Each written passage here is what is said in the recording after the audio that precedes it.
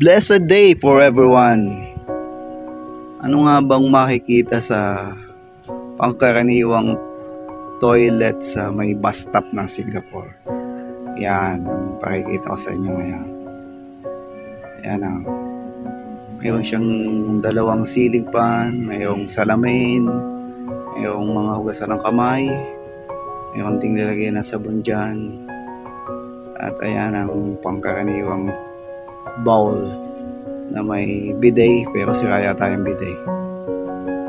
Ayan ang pangkaraniwan na makikita. Yan, mayroon pang sa mga elderly na at yan yan ang mga CR dito, kakaiba. Ito isang lalaki, ito mayroon pang mga pambata. Ayan ang mga pambata, maliit na. At yun ang mga iiyan. Ayan, nilalagay niya ng male toilet. Ito yan sa may Sengkang bus stop. Dito pa rin yan sa Singapore. Thank you for everything. Thank you for watching. God bless us all.